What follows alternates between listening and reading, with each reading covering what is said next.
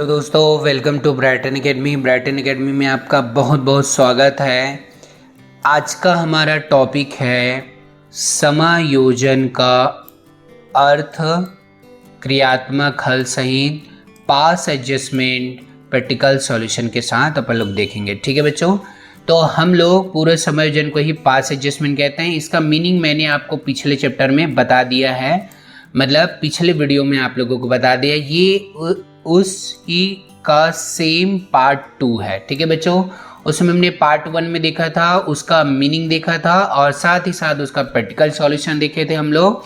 ठीक है, तो हम लोग इसमें मीनिंग तो नहीं देखेंगे, इसमें हम लोग उसी को आगे लेते हुए एक नया वीडियो बना रहे हैं, एक और प्रैक्टिकल सॉल्यूशन करेंगे ताकि आपको ये चैप्टर अच्छे से क्लियर हो जाए, ये टॉपिक आपको अच्छे से क्लियर हो जाए। ठीक है बच्चों, तो एक बार फिर से हम लोग अर्थ के बारे में एक बार बात कर लेते हैं ताकि आप लोगों को ये जो समझाया जा रहा है आगे प्रैक्टिकल आपको अच्छे से समझ में आ जाए। ठीक है बच्चों, तो हम लोग देखेंगे पूर्व समायोजन का मतलब क्या होता है, पास एडजस्टमेंट का मतलब क्या होता है। ठीक है बच्चों, पूर्व में कोई भी हमने मिस्टेक किया है, पास्ट में हमने कोई भी मिस्टेक किया है, कोई भी गलती किया है, उसका समायोजन करना अर्थात उसका सुधार करना ही क्या कहलाता है, पूर्व समायोजन कहलाता है। ठीक है बच्चों, तो पूर्व में हमने क्या गड़बड़ी किया होंगे, ठीक है, पिछले साल हमने क्या गड़बड़ी किए होंगे, हमने गड़बड़ी किया है कि पूंजी पर ब्याज नहीं देना चाहिए था, हमने दे दिया। ठीक है जी, आहरण पर ब्याज नहीं देना चाहिए था, हमने दे दिया। वेतन या कमीशन नहीं देना चाहिए था, हमने दे दिया। आदि और गलतियां हो सकती हैं और इसको अपोजिट लिया जा सकता है। पूंजी पर ब्याज देना चाहिए था, हमने नहीं दिया। ठीक है जी, पूंजी आहरण पर ब्याज देना चाहिए था, हमने नहीं दिया। ठीक है जी, वेतन या कमीशन देना चाहिए था, हमने नहीं दिया। तो ये सारे पूर्व में जो भी गलती हुई है उसका समायोजन करना ही पूर्व समायोजन, या पास्ट में जो भी गलती हुई है इसका एडजस्टमेंट करना, इसका रेक्टिफाई करना, इसका सुधार करना ही पास्ट एडजस्टमेंट या पूर्व समायोजन कहलाता है। ठीक है बच्चों, अब हम लोग इसका एक क्वेश्चन देखेंगे।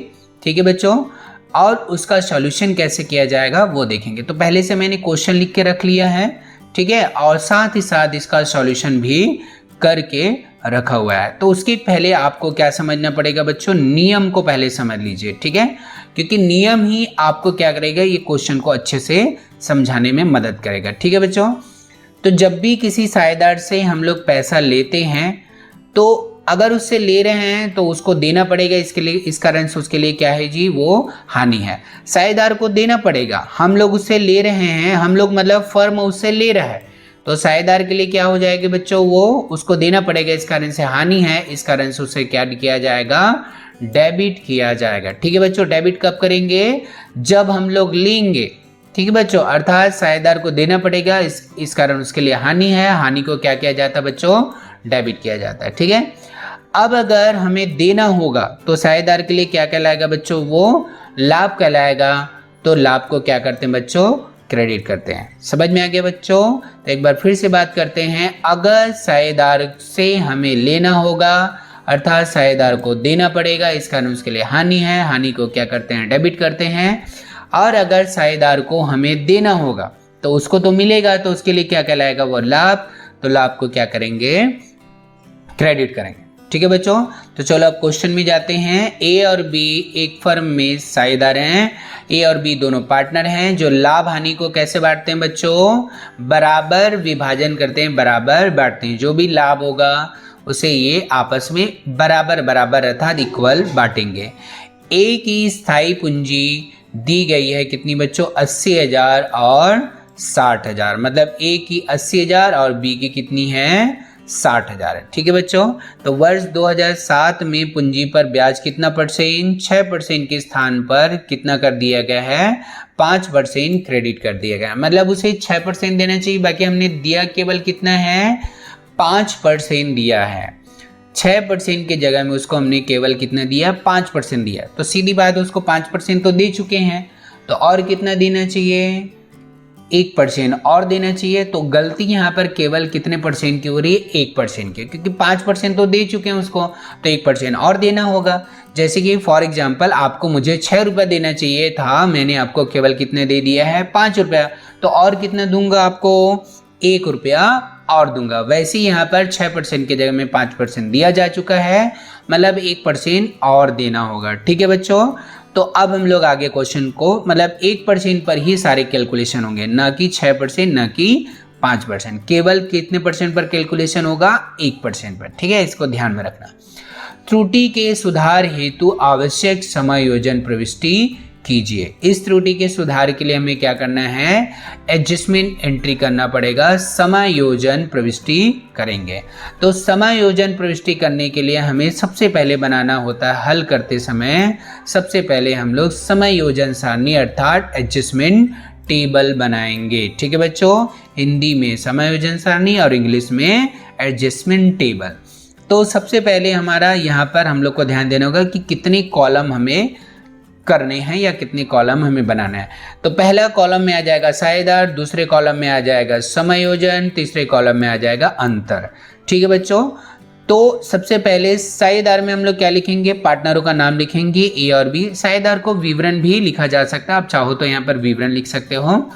ए और बी लिख दिए। अब उसके बाद समायोजन और अंतर, ये दोनों में आपको ध्यान रखना, हमेशा स्टार्टिंग किया जाएगा समायोजन से स्टार्ट किया जाएगा। ठीक है बच्चों, अब समायोजन में भी ध्यान में रखना कि हमें डेबिट लेना है कि क्रेडिट लेना है। ठीक है बच्चों, तो हमेशा कोई एक साइड से पहले चालू किया जाता है, या डेबिट से स्टार्ट करते हैं या क्रेडिट से स्टार्ट करते हैं। तो सवाल ये उठता है कि हमें डेबिट को लेना है कि क्रेडिट को लेना है। ठीक है बच्चों, तो इसके लिए हमें क्वेश्चन को वापस एक बार पढ़ना पड़ेगा। 6% के स्थान पर कितना दे दिया गया है? 5% दे दिया गया है, मतलब 1% और देना है। तो मैंने आप लोग को एक चीज बताया था बच्चों, नीचे पहुंच जाइए सीधा लास्ट में, यहाँ पर देखो देना है। ठीक है बच्चों, तो 1% और देंगे तो साझेदार को देंगे, तो साझेदार के लिए लाभ है।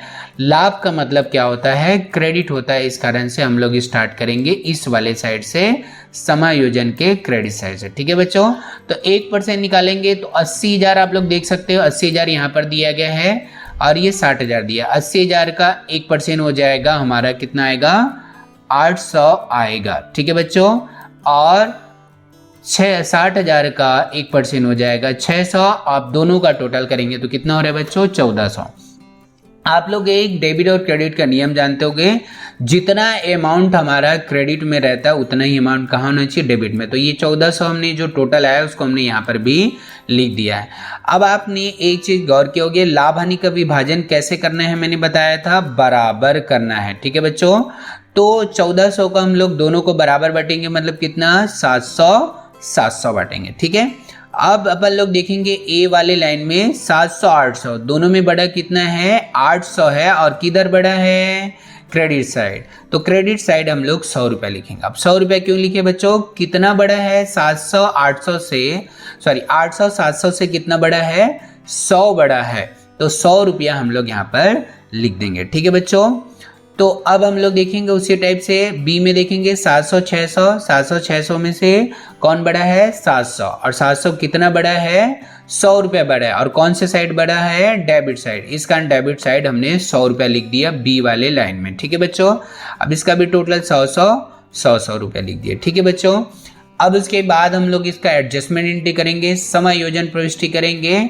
तो सबसे पहले समायोजन प्रविष्टि अर्थात जनरल प्रविष्टि का हम लोग कॉलम करेंगे, लिखेंगे तिथि, विवरण, पंजी पृष्ठांक, विकलन राशि और समाकलन राशि। ठीक है बच्चों, अब देखो यहाँ पर 2008 है, बाकी हमने यहाँ पर 2007 दिया है। क्वेश्चन में देखिए ऊपर में 2007 दिया है, बाकी हमने लिखा कितना है? 2008 लिखा है। हमेशा याद रखना, पूर्व में मतलब पिछले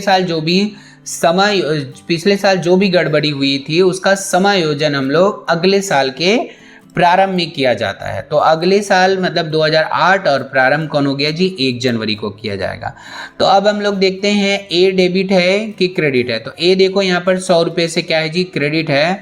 और बी क्या है? 100 रुपये से क्या है? डेबिट है। तो पहले डेबिट की एंट्री करेंगे, तो बी का पूंजी खाता 100 रुपये यहाँ पर डेबिट कर दिए और ए के पूंजी खाता से क्रेडिट कर दिए 100 रुपये से। अब हमने यहाँ पर नरेशन करना है, पूंजी पर ब्याज का समायोजन करने पर। पूंजी पर ब्याज का हमने क्या कर दिया? समायोजन कर दिया। उसका हमने क्या कर दिया बच्चों? सुधार कर दिया। ठीक है बच्चों, अब एक चीज आप लोग ध्यान रखना, ऊपर में आप लोग देखिए यहाँ पर स्थायी पूंजी लिखा हुआ है, मतलब हमें क्या बनाना चाहिए यहाँ पर? स्थायी विधि से जब भी पूंजी खाता अपन लोग बनाते हैं तो उसमें दो खाता बनाया जाता है, आप लोग जानते होंगे, एक साझेदारों का पूंजी खाता और एक साझेदारों का चालू खाता। तो याद रखना, जब भी स्थायी पूंजी से दिया हो तो आप चाहो तो यहाँ पर पूंजी खाते के जगह क्या लिख सकते हो, चालू खाते लिख सकते हो। समझ में आ रही बात जी? क्योंकि पूंजी पर ब्याज को स्थायी विधि में चालू खाते में लिखा जाता। आप लोग जानते होंगे कि स्थायी विधि से जब भी बनाते हैं तो उसमें हम लोग पूंजी पर ब्याज को कहाँ लिखते हैं, साझेदारों के चालू खाते में लिखते हैं। इस कारण से आप चाहो तो ये पूंजी के जगह आप लोग क्या लिख सकते हो, चालू खाता भी लिख सकते हो। ठीक है बच्चों, thank you for watching this video. अगर आपको वीडियो अच्छा लगा होगा तो वीडियो को लाइक कीजिए और शेयर कीजिए, और आपको ऐसी ही वीडियो का नोटिफिकेशन आपके मोबाइल में अगर आपको चाहिए तो आप प्लीज़ मेरे चैनल को सब्सक्राइब कीजिए। Thank you for watching this video. Thank you.